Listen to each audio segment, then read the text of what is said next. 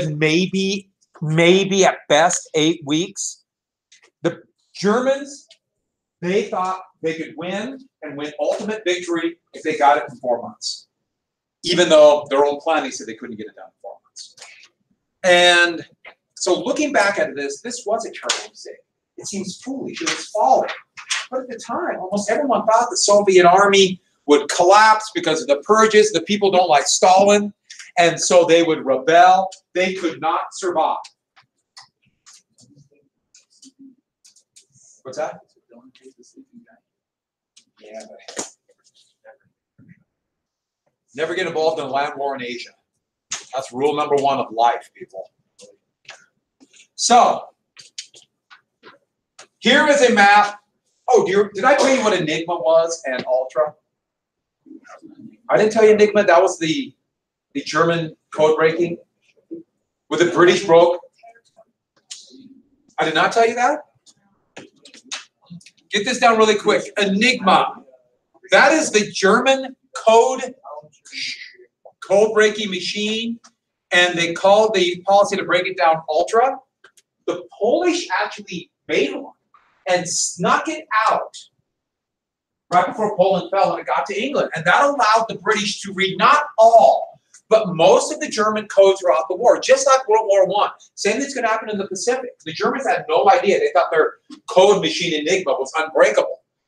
And so Churchill sent to Stalin word, the Soviets are going to get attacked. Germany is going to attack and break their non-aggression power. But Stalin refused to believe it. He was, okay, a horrible man, but a very logical man. Both sides are benefiting. Germany can't do that until Britain's knocked off, and so I got time. And so he was actually, they were in the process of reorganizing his army, and he refused to listen to anything about that at all. In fact, spies who came back and said they're about ready to attack, many of them would be executed on Stalin's orders, so he would not be humiliated by the fact that he was wrong, because that's Stalin. So, on June 22nd, this line right here is this line right here. Both sides had about 5 million men for the offensive. Now, some of those German troops would be Hungarian or Romanian allies. And their plan was basically 3-pronged. Up here is a town called Leningrad. Today, what is Leningrad? Yeah, St. Petersburg. An industrial town. It's kind of a showpiece of socialism. And so that was one of their towns they were trying to get. The other, of course, Moscow. Moscow is their capital, industrial center, and really the key to it. If Moscow could fall, Stalin's government would have a difficult time holding out, and Germany might get that total victory. It's still pretty doubtful, but they had a shot. That's really their only shot. The other area was Ukraine. Resources. Ukraine was considered the breadbasket of Europe. All this area here had many, whether it be nickel, cadmium, mines like that, but also oil, and had access to some of the richest oil regions in the world right here. Here's the Ukraine. The problem is the Germans didn't have enough men to do it all. They didn't have enough tanks. They didn't have enough trucks. And most of the trucks they had were civilian trucks that couldn't last on the really bad Russian roads. And they had another problem. Russian railroads all had a different railroad gauge. The width between the tracks, it was about this much wider than all the rest of the tracks in Europe. And they did it on purpose so an invading enemy could not use their tracks for supply. And so Germany's supply line is going to be very rickety. And in fact, there's virtually no paved roads in Russia. It's all dirt. One rainstorm and it becomes quicksand. And so this was not invading France. There's a lot of problems, and it's huge and gets bigger as you go. So they attacked on the 22nd, and they surprised the Russians. They never should have, but they did. In fact, they ended up destroying over 60% of all the Soviet planes on the ground. They weren't prepared at all. They busted through here, but this is a pretty rugged area. They didn't have enough men to really go fast here. The main offensive was right here. And to give you an idea how big this was and how it appeared like the Soviets were going to lose badly, at Minsk, less than 1 month, in fact, only 21 days into the fight, Germans surrounded 300,000 Russian soldiers.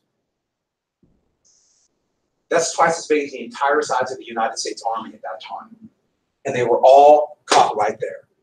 At Smolensk, a month later, 400,000 Russian soldiers were captured. It looked like there's no way Russia could survive. But a couple of things. Despite those defeats, the Russians actually did much better than anyone thought. And the Russians had, by far, better tanks. Called the T-34, better than anything the Germans had. Now, they didn't use them properly and had a lot of problems at first, but this would be decisive. And by the time they got here, they outran their supply line. All those problems I told you, we're getting supplies. It was taking 3 gallons of gasoline to drive 1 gallon of the gasoline for the frontline soldiers. That means there's no room for food, hardly any room for ammunition, and no winter gear. They had to win the war before winter. And right here, the plan was to stop, gather supplies, take Moscow. Instead, Hitler made fatal mistake number 5. He had a very limited window where there was a shot, very slim, but that shot to take Moscow. Instead, he ordered his best tank groups, panzer groups, south to the Ukraine. Everyone got that? They went to the south. They went to the Ukraine. That's number 5. To surround the capital, Kiev. And there, 900,000 Soviet troops are surrounded. Now, some were able to filter through the lines. And that sounds like a titanic German victory. And in a way it was. Stalin wouldn't let them retreat. Hold out. They were surrounded. But by the time they were ready for the last gasp effort to take Moscow, it's the end of September. They broke through that first line. The problem is, this is 600 miles. They got to here, and then what hit? I had a very good college professor, Dr. Moses, and I remember he used to always say, it was general mud in winter. It first started to rain, and they had this unbelievable spring and fall rains, and the roads turned to quagmires, where horses drowned themselves in the mud. They couldn't move forward. Stopped them. And then it froze at the end of October. So then they had a little bit of a respite, and they got to about here, and then it got cold. And they didn't have winter gear, and their engines froze, and most of their transport was still horses. They had those big draft horses. You ever seen those? They look like Clydesdales, even though those aren't the German-style horses. You have big hooves, big, muscular, powerful horses. We all died. They all, thousands of them, all died, and they just stopped. Their last gasp, they got right to here, and actually the column got to about here.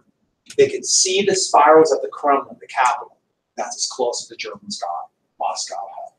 And that would become, even though it's about a month, about 2 months, it's not really like one big battle, we lump it together as the Battle of Moscow. And this is one of the twin turning points of the war. It wasn't this decisive victory, but the Germans seemed like they could never lose. What did they call that German, the new type of armored warfare? They thought like a reinvented war? Blitzkrieg. Everyone thought with their Blitzkrieg, Germany couldn't be defeated. And at Moscow, they were stopped. This gave hope to everybody around the world. Russia, the Soviets went from no, or they're not going to last 8 weeks, to they stopped the Germans. The Germans can be stopped. We have a chance of winning this thing. And then they even counterattacked and pushed them back. And the reason they could counterattack is this. The Soviets had a spy in Tokyo. And that spy told them, Japan's not going to attack us up here. They're going to go in a different direction. So they could pull 300,000 trained troops who arrived at Moscow just in time, save them, and counterattacked. The German army was literally frozen in place. By the way, where the Japanese going to attack? Pearl Harbor was part of it. Do you remember what place they wanted? Dutch East Indies. That's where the oil was. But to have a clean run to it, they needed to get rid of American and British aid. Moscow would change everything. While Pearl Harbor happening, that's when the Germans were stopped. And men literally froze in place. And this changed the entire course of the war. Arguably, this is the end of Germany. Germany could not win that total victory. And they knew it. And everything would change in their planning. Now, it went from winning total victory to German plan, the German plan. Hold out. Hold out. Inflict so many casualties that they could get peace terms. They could get terms. Another word for terms are conditions. Surrender conditions. Like what they're hoping is, okay, we can't win the outright victory, but maybe we could keep a lot of this other stuff we got. Come up with peace terms. So that became, they knew they couldn't win a total victory. Now the thing is, the people in Germany, they weren't told this, even though they had indications. When they were told, we're winning victory after victory after victory, donate your heavy coats. They knew things were bad then. And with that, they would try one more big attack. 1942, it's going to be a long war. Oh, almost forgot something. Forget that. Well, we'll come back to it. It's no coincidence that once the realization hit that it's going to be a long war, total war, they called it a war of annihilation. They knew they were going to have to change tactics. They're going to strip the Soviet Union of everything. And what's going to happen to the Soviet population will be a tragedy that's hard to comprehend. Between 18 and 25 million Soviet civilians died by starvation or murder from the Germans. And what they did to the Soviet countryside would be unbelievable. Trust me. This part of total war and terror, this backfired on the Germans. Soviets are going to get revenge. Wow.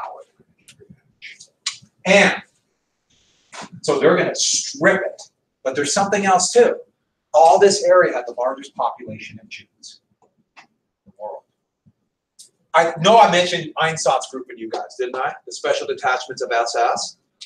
They probably killed over 1 million Jews following the Germans in 41 and 42. Well, 41. We don't know. They didn't keep very good stats. Sometimes they shot them. Sometimes they like asphyxiated. All kinds of just horrible. Like, it's unimaginable. But this was seen as inefficient a way of dealing with this enemy within. Remember, total war, you can't allow this enemy within that might undermine your war effort. And it's no different. I've said no coincidence like 10 times, but I mean it. Right after Moscow, early 42, Germany would come up with the final solution for the Jewish problem. No coincidence.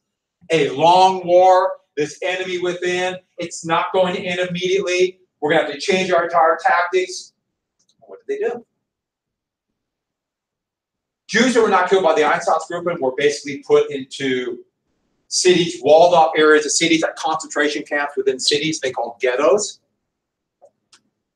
And then from the ghettos, where would they be taken? Death camps were built, and it made sense they would be built in Poland. That's a very centralized location to where the vast majority of Jews were. And they systematically murdered about 4.8 million in death camps. I got to be clear about that. They kept very good stats. Not the Einsatzgruppen, and then when the Russians started coming this way in 44, they forced the survivors of the death camps westward, and we don't know how many died then. It was just a free-for-all then. But that's what happened to the death camps. It's all part of total war. Now, we'll come back to this, but there's no coincidence. Now, they fought in the South. That's where they decided to attack in 1942. And the big thing there is oil. What they were going to do is attack into here. Get the oil for this long war. And also deprive the Soviets of the oil. There's a logic to it. And the Allies were supplying them through Iran, so cut that off.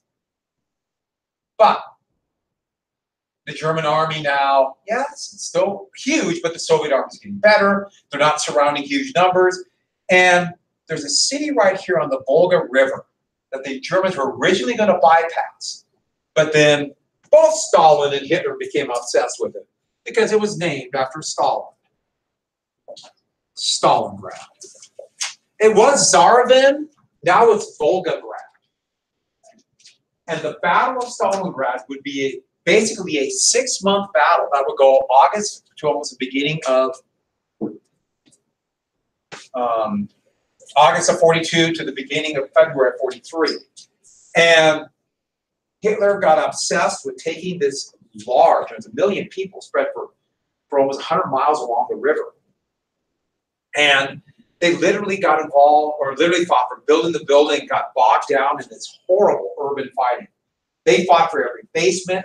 So the bloodiest fighting of the entire battle would be in stairwells. The Soviets would send troops in, take a stairwell of a German-held building and hold out to the bitter end. Can't control the building if they don't have the stairs. 90% of the town would fall, but the Soviets and the civilians who suffered through this would survive in the sewers, and they just held on until winter. And then the Germans started running out of supplies. And then the Soviets counterattacked, and Stalingrad would be a decisive Soviet victory. The second of the twin turning points of the war. Stalingrad, where almost 200,000 German troops surrendered. Stalingrad showed the Germans could be beaten. Stopped, beaten.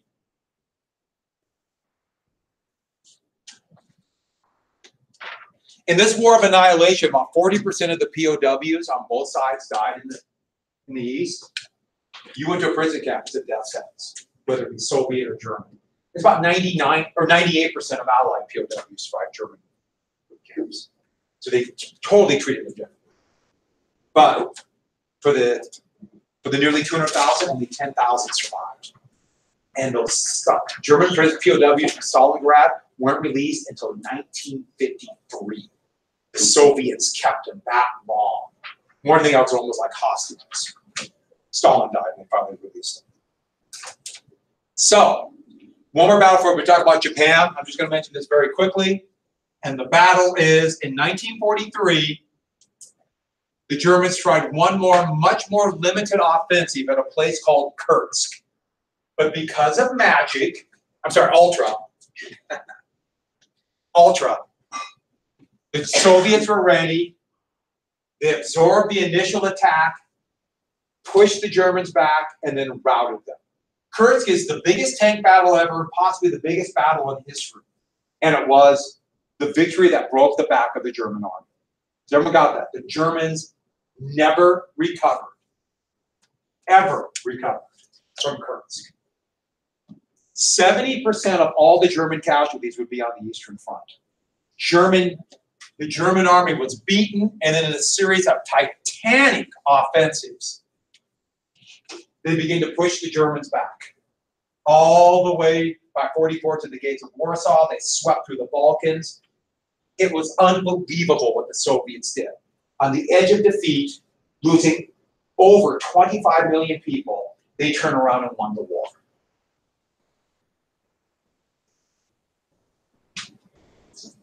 Wow, are they scary?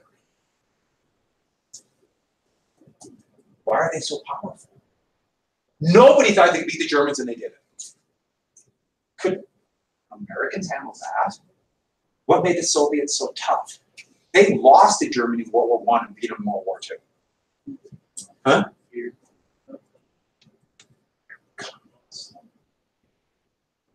Much of the beginnings of the Cold War would stem from the Soviet titanic victory of the Soviet Union. How are we going to match up with them after the war? We better darn well prove that we're just as tough. Gee, if we only had something. Okay, moving on. That's what we call a hint. All right, Japan. So while this is going on, Japan was devastated by the Great Depression like everybody else. And they felt humiliated after the Russo-Japanese War, and they were Americans' allies in World War I, and they felt like they didn't get enough in Versailles. But their democracy broke down just like Germany in the Great Depression. And part of the reason they said was, especially the army, we don't have our own resources. And so, Japan, the army began to retreat for resources. And in 1931, Japan took Manchuria. Manchuria was an independent country. Now it's part of the People's Republic of China. But there are already Japan troops in there, and the army, the civilian government had nothing to do with it. The army just did it. They took all of Manchuria, thinking they'd get all the valuable resources there. The rest of the world basically just said, don't do it. But didn't do anything during the middle of the Depression. What do we call that, giving into aggression? So appeasement. And so, they took this. But it didn't work. All it did is ended their civilian government. To give you an idea how unstable their civilian government was, in this era, 6 Japanese prime ministers were assassinated. 18 other government officials were. It was chaos. And who did it? The army. The army began to say the Japanese government was not doing enough, was weak. This democracy was making them weak. They're going to have to take their resources. It's not quite fascism, but it sounds like fascism. When the army formed, after the shogun was eliminated, the emperor took power, they began to modernize, called the Meiji period. The army based themselves on Germany, but does anybody know what the Code of the Bushido, what word that is? Anyone know? Did I say Code of the Bushido? I just told you what it was. I meant to say Code of the Samurai. The Code of the Samurai was the Bushido. I'm sorry. I knew what I meant. The Bushido. And the Bushido, what they did is they took a bastardized version of this kind of code of honor that samurai wars, which is similar to knights, but not quite the same, when Japan was still basically medieval back in the 18th century. And they took it as a way to organize society. What they wanted to do is everybody to become loyal to the emperor. Push loyalty to the emperor over everything. How do you show your loyalty? Not by just obeying every order. So complete obedience. But also, never bring humiliation. Never bring humiliation to the emperor by disobeying orders or by surrendering or doing anything that could lose face. And that was a way to organize the entire population. Kids, we taught that from day one about obedience and obey. In fact, that was a justification to kill these prime ministers. They're not obedient enough. But anyways, so what happened was this. Manchuria didn't work. But because of Bushido, they couldn't admit it. In 1937, they attacked China. They thought China would collapse, they'd get the resources, and sure, they conquered all this area here in all the major cities, but it didn't collapse. Now, this got into conflict with America because the Americans had trading rights. Do you remember that thing from imperialism, the open door, where all the great powers could equally exploit China? This technically violated it. And America was mad about this. And Japan would brutalize the Chinese population. It has affected Chinese-Japanese politics to this day. But it didn't work. It would turn into a quagmire that tied down 2 million Japanese soldiers and a significant amount of treasure. They should never have done it, and by 38, they should have pulled out, but they couldn't because they would lose face. So what do? You go for more. In 40 and 41, they attacked French Indochina. France had fallen, so it was really easy to take this French colony. Today, what countries make up French Indochina? Anyone know? Indonesia, that's Dutch East Indies. French Indochina is right here. Yeah, Cambodia, Laos, and Vietnam. And the roots of the Vietnam War are right here. Well, the United States, thinking they might have to get involved in Europe now, all of a sudden decided, we better do something to stop Japan. And so they embargoed a number of very important goods, especially oil. Japan got about 95% of this valuable resource from the United States. And they gave Japan a pretty easy choice. If you want your oil, give up French Indochina and China. But why couldn't they do that? Bushido. Yeah, that Bushido. So Japan, as they saw it, we face unbearable humiliation or get our own oil. The Navy had been wanting to do this for a while, so they went with the decision to attack the Dutch East Indies. Today's Indonesia, some of the richest oil reserves in the world, right here, and they decided to attack. But I think you might see the problem. So Borneo has great oil reserves, but tankers would have to go here. And what could stop them? The British colonies in Hong Kong and the biggest naval base in the Pacific, Singapore. And who has the Philippines? The US. That means they decided they're going to have to attack the United States and Britain to open up the line to the Dutch East Indies. Has everyone got that? And that would be why they decided to attack the United States. Has everyone got that? They thought the United States did not want war. The US was weak, they were soft, and what proof did they have? Two of the United States' biggest allies were France and Britain, and the US did nothing to help them, hardly anything in World War II. Therefore, the US doesn't want to fight. Yes? They have to attack which country? Britain and the US. Or Britain and the United, but the Philippines. But these aren't countries. These are colonies. Don't forget this. These are all colonies. And so, on December 7th, 1941, they decided to knock out the main American fleet. And the reason they could hit it is because the U.S., after French Indochina was taken, moved the main fleet from San Francisco to the colony of the Hawaiian Islands. Remember, this is still an American colony and not a very good place for a fleet, Pearl Harbor. And the Japanese plan was to issue what in essence was a declaration of war an hour before the first planes began to attack at Pearl Harbor and the air bases of Pearl Harbor. And then that would trigger attacks all through this area here. The Philippines, Hong Kong, Malaya and Singapore, and the East Indies. That was the plan. The problem the Japanese did not know is magic.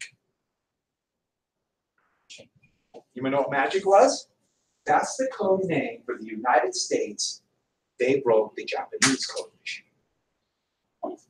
Now, we couldn't read all their codes, but the U.S. was reading the diplomatic messages, and they knew the Japanese were going to attack somewhere. They just never dreamed here. They thought Guam or the Philippines, American colonies. That's what they thought. And then Hong Kong and Singapore. And so magic broke the code. And the plan was 1 hour before, like I told you. So one of the amazing things is the message getting 14 points, the U.S. actually broke that code faster than the Japanese embassy in Washington, D.C. did, breaking their own code. And the plan was delivered about 1 o'clock Washington, D.C. time, about 7 o'clock, Pearl Harbor time. The problem was it was so top secret, the Japanese sent all of their U.S. secretaries and clerks home. And they had Japanese staffers type it. They didn't know how to type in English. So how did they type?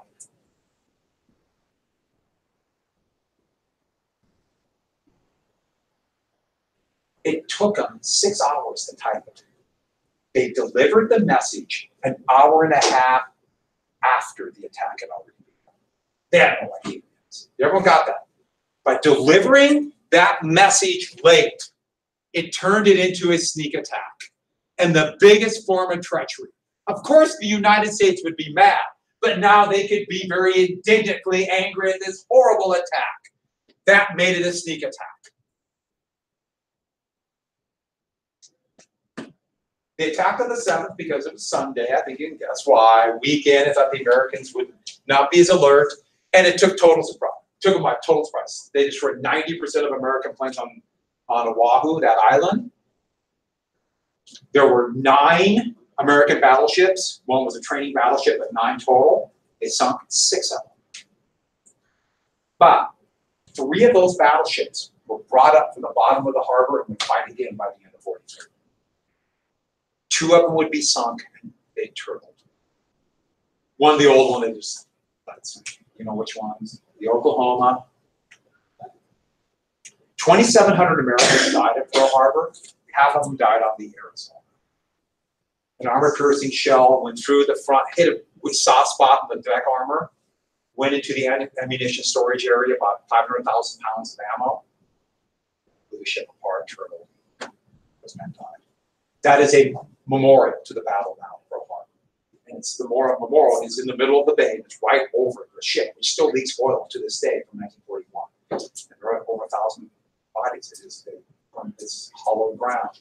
500 yards away is the USS Missouri, a battleship that was completed during the war. And on that ship, the Japanese formally surrendered. So they're right there within sight of each other. I guess for a memorial, very well done. But here's the thing.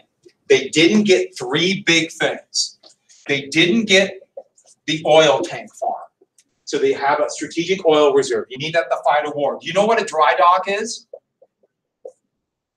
You bring a ship into a dock and you drain the water, allows you to fix the hull. And then what kind of ships? By pure luck, the American carriers were not hit. They were out to sea. In fact, the Enterprise was literally arriving right when the attack began and avoided it. And the Japanese did not get that. All of this will be decisive. But I should add, for the next 6 months, the Japanese took everything. They won it. Dutch East Indies, they took the Philippines, and that's why I watched On Our Way, and I went to see the Bataan Death March.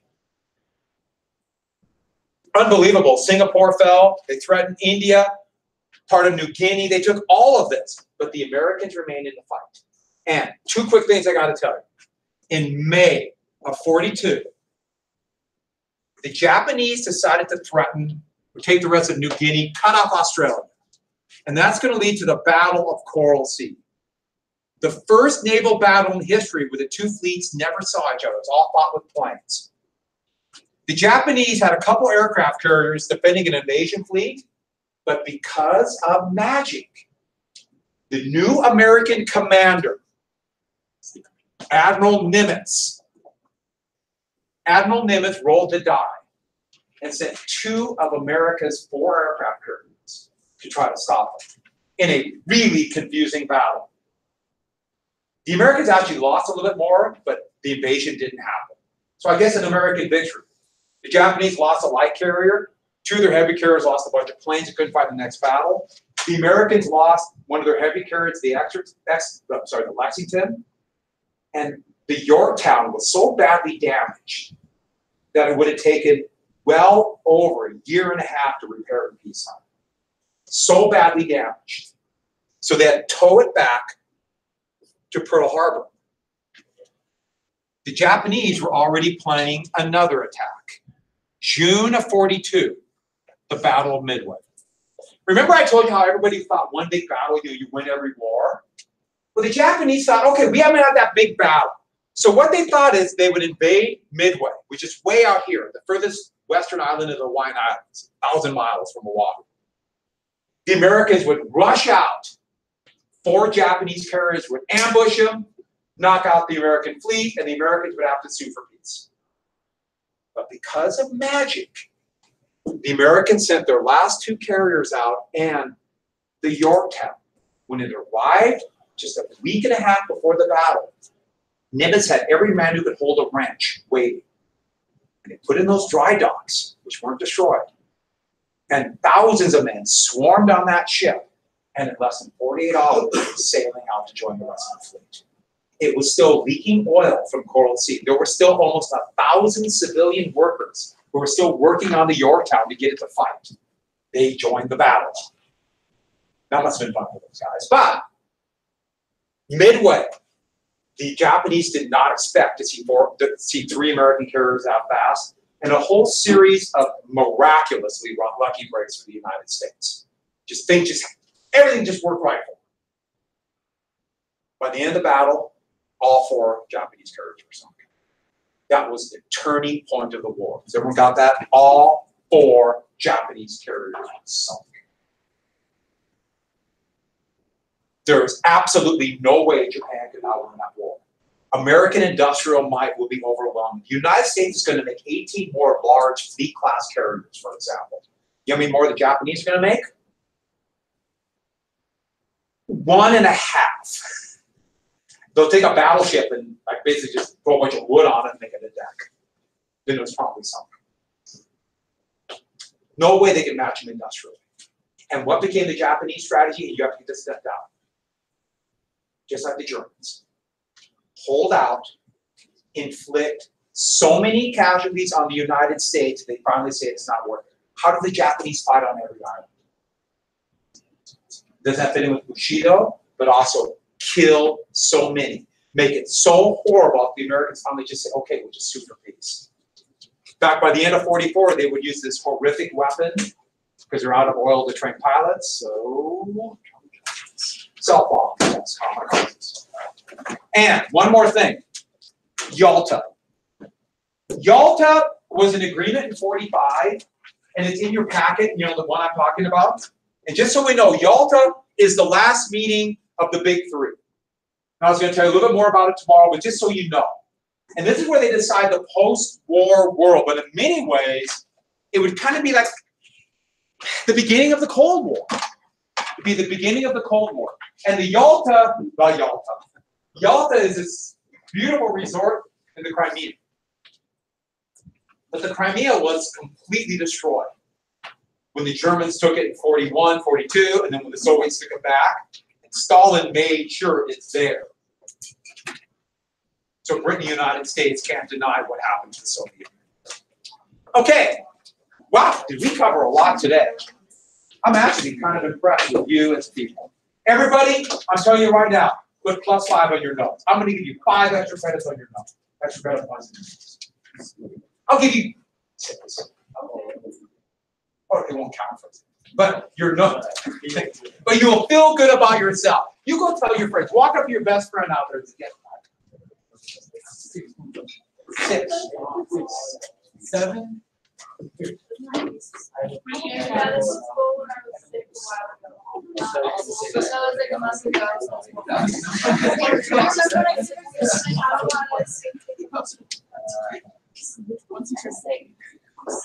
When does the bell ring? I thought the bell, I literally thought I was, wow, did I get it? We covered a lot today. Have a great day, everybody. Right when you find work, and hang by your thumb.